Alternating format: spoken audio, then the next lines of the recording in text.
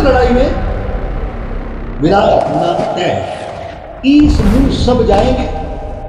शिया सुन्नी की आपस में लड़ाई हो रही है, आप देखते हैं आपस में ही इनके झगड़े होते रहते हैं। उस सारे मुसलमान देश एक तरफ इकट्ठे हो रहे हैं और उधर से यहूदी देश और क्रिश्चियन देश यानी ईसाई देश इकट्ठे हो रहे हैं, यूरोपियन कंट्रीज इकट्ठे हो रहे हैं। तो ये आपस में लड़ेंगे वर्ष 2026 तक। वर्ष 2026 समय बहुत अच्छा नहीं, समय बहुत अच्छा नहीं। आज हमारे बीच उपस्थित हैं दिव्य शक्ति अखाड़ा के आचार्य महामंडलेश्वर, परम आदरणीय परम पूजनीय संत श्री कमल किशोर जी महाराज। आज हम उनसे जानने की कोशिश करेंगे कि सिख पंथ के 10वें गुरु श्री गुरु गोबिंद सिंह जी महाराज द्वारा की गई कुछ महत्वपूर्ण भविष्यवाणियां। महाराज जी, मैंने सुना है कि श्री गुरु गोबिंद सिंह जी महाराज ने ऑपरेशन ब्लू स्टार के बारे में भी कुछ भविष्यवाणी की थी, क्या ये सत्य है? बिल्कुल सत्य है पांडे जी, 100% सत्य है।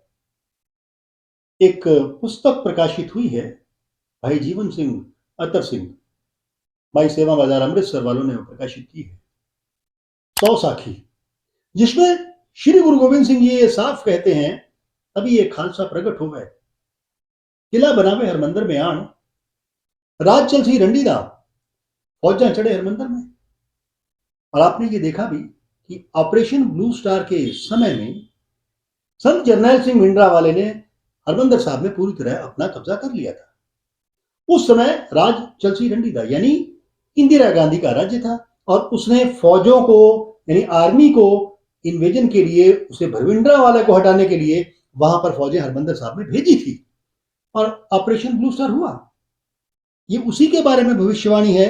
ये मैं आपको दिखाता हूं, 100 साखी मंगल प्रकाश में ये लिखा है, शुरुआत में ही दे रखा है। तो महाराज जी, क्या श्री गुरु गोबिंद सिंह जी भगवान विष्णु के अवतार थे?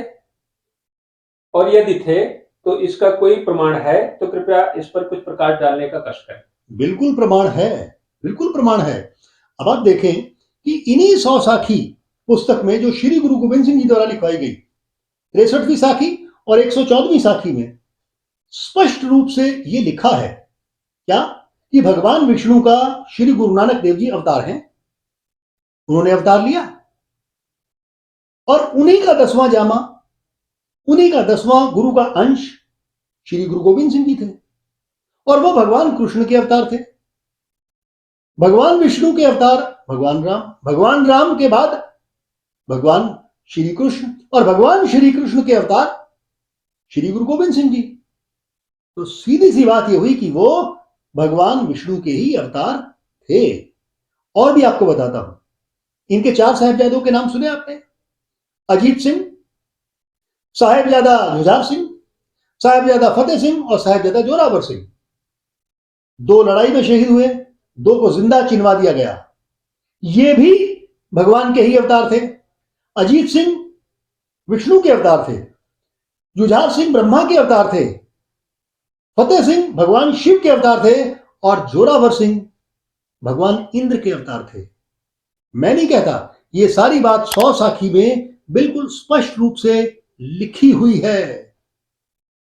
और देखें, हमारे जो नरसिंह अवतार थे, नरसिंह अवतार ने कहा कि मैं गोविंद राय नाम रखता हूं और गोविंद राय नाम रखूंगा, 10वां जामा पहन के आऊंगा और मेरे साथ सारी की सारी शक्तियां काम करेंगी और युद्ध होगा किसके साथ? औरंगजेब के साथ।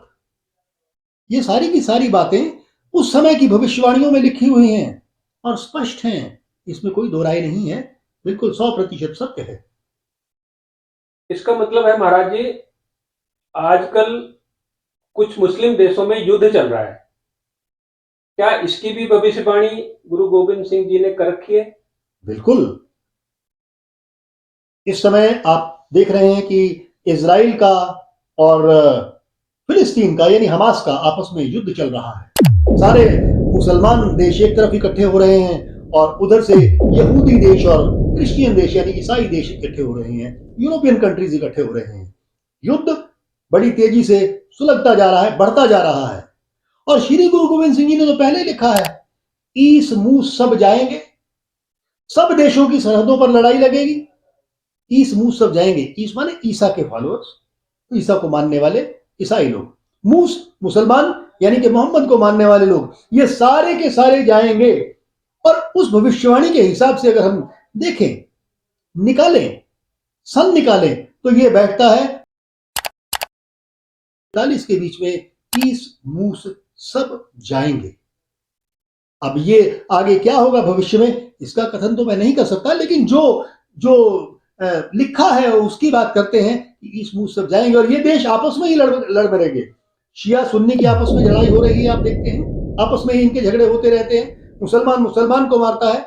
वहां तो कोई भारतीय नहीं जाता लड़ने के लिए, वहां तो कोई राष्ट्रीय स्वयंसेवक संघ भी नहीं जाता लड़ने के लिए, या उकसाने के लिए कोई बजरंग दल भी नहीं जाता, या कोई हिंदू नहीं जाता है।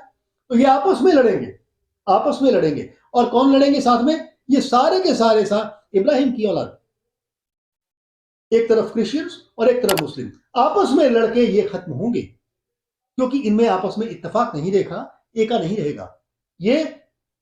और अब लड़ाई आपको आप देख रहे हैं शुरू हो चुकी है, और इस भयंकर लड़ाई में विनाश होना तय है। संत जी, क्या महाराजा रणजीत सिंह मुगल बादशाह औरंगजेब के अवतार थे? हाँ, सही सुना आपने, सही कहा आपने। ये बात शुरू होती है श्री गुरु नानक देव जी के युग से। श्री गुरु नानक देव जी मक्का में सामने बैठे थे काजी रुकनदीन के पास। रुकनदीन ने सवाल किया कि महाराज, आप कहते हो कि आप जानी जान हैं, सब कुछ हैं, तो आप हमें ये बताइए कि कलयुग में आप कैसे होंगे, हम कैसे पहचानेंगे, और कलयुग में आप क्या क्या कार्य करेंगे। उसका जवाब उन्होंने बड़े प्यारे ढंग से दिया।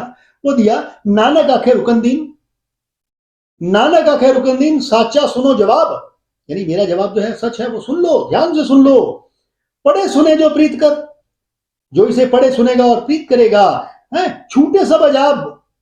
और साथ में कह दिया, 10वां जामा पहनकर, 10वां जामा पहनकर मीन्स जब हम गुरु गोविंद राय यानी गुरु गोविंद सिंह जी का जामा पहनकर आएंगे, 10वां जामा पहनकर बैठूं पुर करतार, मैं करतारपुर में रहूंगा। और वाकई करतारपुर में रहे वो।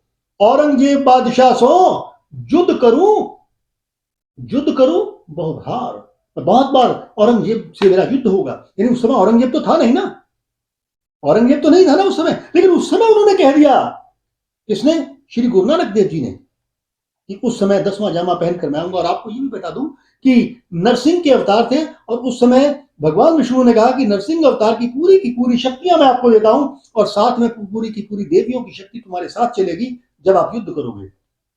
और ये वास्तविकता है कि जो औरंगजेब था, उसने 40 साल का जो राज्य था उसे छोड़ना पड़ा, और उसके बाद 40 साल पहले वो मरा, क्योंकि श्री गुरु गोविंद सिंह जी ने वहां भविष्यवाणी करके उसे लिख के दे दिया था, पत्र लिख के भेजा था।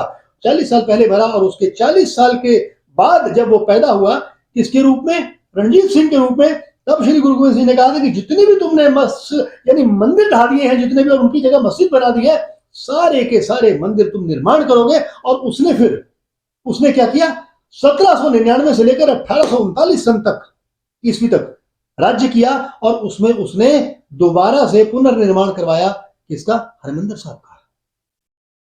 ये बिल्कुल सच बात है। महाराज जी, एक प्रश्न मन में और आता है, पूछिए। आप भारतवर्ष के बारे में भी कुछ भविष्यवाणी करना चाहेंगे? जरूर कर देंगे। भारत का भविष्य आने वाले समय में उज्जवल है, लेकिन वर्ष 2026 तक समय बहुत अच्छा नहीं है।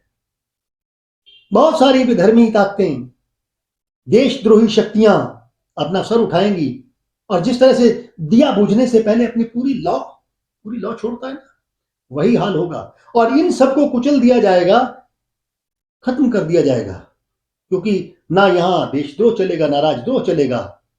इन शक्तियों को कुचला जाएगा। 2026 तक ये बहुत खून खराबा करेंगी, कई प्रदेशों में बहुत बुरी हालत होगी। और आने वाले समय में बाढ़ आएगी, भूकंप आएंगे, हो सकता है कि पूरी पट्टियां की पट्टियां, पूरे का पूरे शहर जल प्रलय में चले जाएं, ऐसा भी होगा।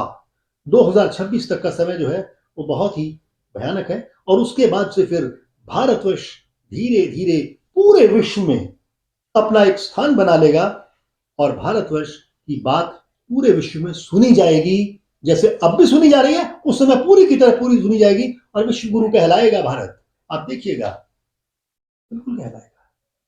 तो महाराज जी, इसके बारे में कुछ उपाय कर सकते हैं हम?